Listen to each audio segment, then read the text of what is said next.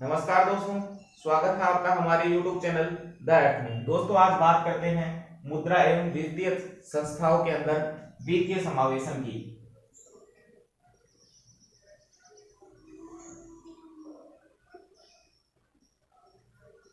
वित्तीय समावेशन दोस्तों, वित्तीय का मतलब होता है आर्थिक क्रियाकलापों से, मतलब पैसों से। समावेशन का मतलब होता है सभी को सम्मिलित करना, यानी समाज के हर वर्ग को उसमें क्या करना, सम्मिलित करना। तो वित्तीय समावेशन का अर्थ क्या हो जाएगा कि समाज के गरीब, कमजोर, पिछड़े तथा निम्न आय वर्गों के जो लोग हैं उनको वित्तीय सेवाएं प्रदान करना। क्या करना? वित्तीय सेवाएं प्रदान करना और उनको किसके अर्थव्यवस्था की मुख्य धारा से जोड़ने का काम है, वह है वित्तीय समावेशन में किया जाता है। तो परिभाषित किस प्रकार से करेंगे कि समाज के गरीब, कमजोर, पिछड़े, निम्न आय वर्ग के लोग को वित्तीय सेवाएं प्रदान करना क्या कहलाता है? वित्तीय समावेशन कहलाता है। इसके बाद अपन बात करते हैं वाणिज्य बैंकों की।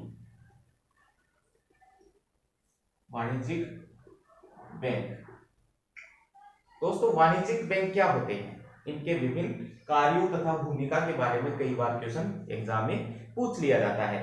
तो वाणिज्यिक बैंक कौन से होते हैं? तो वाणिज्यिक बैंक है, इन्हें व्यावसायिक या व्यापारिक बैंक भी कहते हैं। व्यावसायिक या व्यापारिक बैंक भी इनको कहा जाता है। ये बैंक लोगों से रुपए को जमाओ के रूप में क्या करते हैं? स्वीकार करते हैं। यानी लोगों से पैसे को जमा के रूप में क्या करते हैं? स्वीकार करते हैं। तथा जब लोगों को मुद्रा की आवश्यकता होती है तो वे उन्हें ऋण या उधार भी देते हैं। क्या करते हैं? लोगों से जमाएं स्वीकार करते हैं पैसों के रूप में, तथा लोगों को जब मुद्रा की आवश्यकता होती है तो वे ऋण या उधार भी उनको देते हैं। दोस्तों, वर्तमान समय में व्यापारिक बैंक है, वे साख निर्माण का कार्य भी कर रहे हैं। यानी उधार देने का कार्य भी करते हैं, ऋण देने का कार्य भी क्या करते हैं? जो वाणिज्यिक बैंक है, व्यावसायिक है या व्यापारिक बैंक है, वे ये कार्य भी करने लगे हैं। पूछ ले जाए कि व्यावसायिक बैंकों की भूमिका क्या है? तो दोस्तों, वर्तमान समय में अर्थव्यवस्था के विकास एवं सुदृढ़ता में वाणिज्यिक बैंकों का महत्वपूर्ण क्या है? स्थान है। यानी अर्थव्यवस्था को विकसित करने में और उसको सुदृढ़ता प्रदान करने में वाणिज्य बैंकों का एक महत्वपूर्ण स्थान है। बात करें कि आर्थिक जो विकास है उसमें वाणिज्यिक बैंकों की क्या क्या भूमिका हो सकती है या उसके क्या क्या महत्व है, यानी आर्थिक विकास में वाणिज्य बैंकों का महत्व है। तो दोस्तों, आर्थिक विकास में वाणिज्यिक बैंक किस प्रकार से सहायक होते हैं? ध्यान से सुनना। दोस्तों, आर्थिक विकास के लिए ऊंची बचत दर की आवश्यकता होती है। किसकी? ऊंची बचत दर की आवश्यकता होती है। आर्थिक विकास के लिए जो बचत की दर है वह कैसी होनी चाहिए? उच्च होनी चाहिए, ऊंची होनी चाहिए। दूसरा है, वाणिज्यिक बैंक जनता की बचतों को सुरक्षित रखकर उन्हें क्या प्रदान करते हैं? ब्याज भी प्रदान करते हैं। यानी जनताओं से बचत को जमाओ के रूप में स्वीकार करते हैं और उन्हें ब्याज भी देते हैं। आगे है, जनता से जो बचतें जमा होती है, जमा से जो बचतें स्वीकार की जाती हैं जमाओं के रूप में, उन्हें गतिमान करके बैंक अर्थव्यवस्था के विभिन्न क्षेत्रों में विभिन्न उत्पादकों तथा निवेशकों के तक उसको पहुंचाते हैं। यानी लोगों से जो पैसा जमा करते हैं उस जमा पैसे को ये क्या कर देते हैं? गतिमान कर देते हैं, जिससे अर्थव्यवस्था के विभिन्न क्षेत्र प्राथमिक, द्वितीयक और तृतीयक क्षेत्र है, उसमें जो भी उत्पादक है, व्यापारिक है, निवेशक है, उन तक ये पैसा पहुंचाते हैं और बड़ी मात्रा में ब्याज की राशि है वह ग्रहण करते हैं। अगला महत्व है दोस्तों, बैंक संसाधनों का अनुकूलतम क्या करते हैं? आवंटन करते हैं। क्या करते हैं? संसाधनों का अनुकूलतम आवंटन करते हैं। अब बात करें वाणिज्य बैंकों के कार्य की, कि वाणिज्य बैंकों के कार्य क्या क्या होते हैं। तो दोस्तों, वाणिज्य बैंकों का जो सबसे महत्वपूर्ण कार्य है और पहला कार्य है वह है जमाएं स्वीकार करना।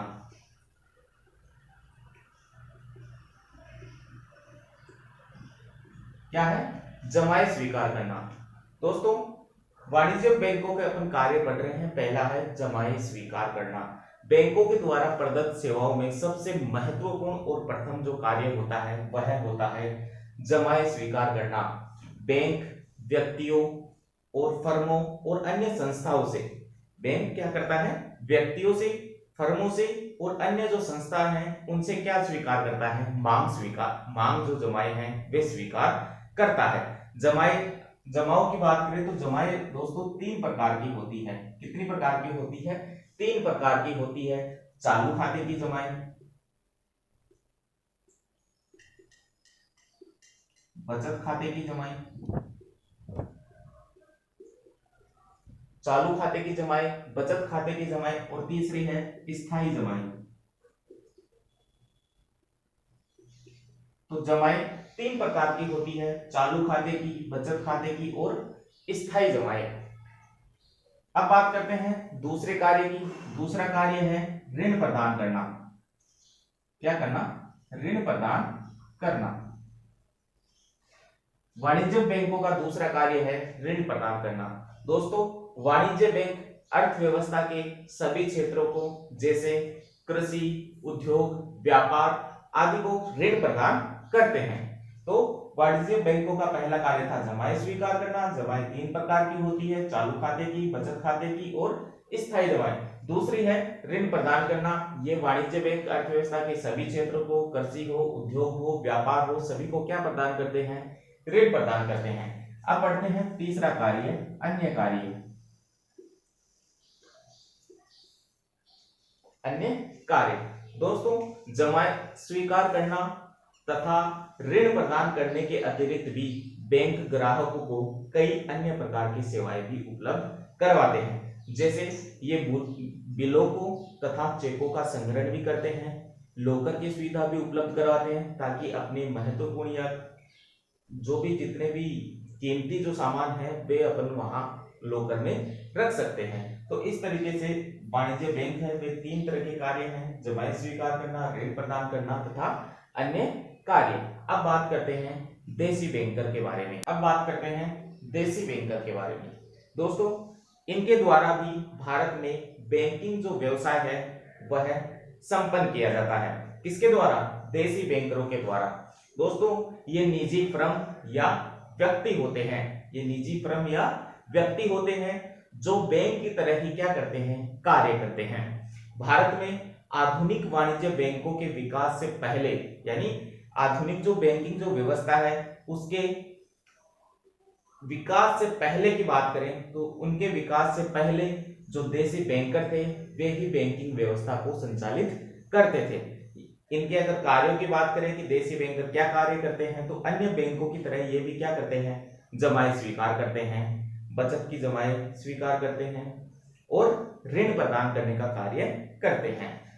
इनकी ब्याज की दर है वह भी भिन्न भिन्न होती है, अलग अलग क्षेत्रों के लिए अलग अलग ब्याज दरें इनकी अपनी ढंग से ये क्या करते हैं, तय करते हैं। तो ये थे देसी बैंकर जो आधुनिक जो वाणिज्य बैंकों के विकास से पहले बैंकिंग व्यवस्था का क्या करते थे, संचालन करते थे। अब एक शब्द और मिलता है दोस्तों, वह है साहूकार। साहूकार क्या होते थे, तो दोस्तों ये गैर संस्थागत स्रोतों में इनको क्या करते थे, शामिल करते थे। अपन ने कल की क्लास में पढ़ा था संस्थागत और गैर संस्थागत स्रोत। तो गैर संस्थागत स्रोतों में साहूकार को अपन ने पढ़ा था। तो साहूकार गैर संस्थागत स्रोतों में इनको क्या किया जाता है, शामिल किया जाता है, जो शुद्ध रूप से स्वयं की पूंजी को क्या करते हैं, उधार देते हैं। जो शुद्ध रूप में स्वयं की पूंजी को उधार देते हैं क्या कहलाते हैं, साहूकार कहलाते हैं। तो दोस्तों आज के लिए इतना ही। उम्मीद करता हूं आपको हमारा वीडियो पसंद आया होगा। अगर आपको हमारा वीडियो पसंद आए तो ज्यादा से ज्यादा लाइक, शेयर तथा सब्सक्राइब जरूर कीजिए। धन्यवाद। जय हिंद, जय भारत।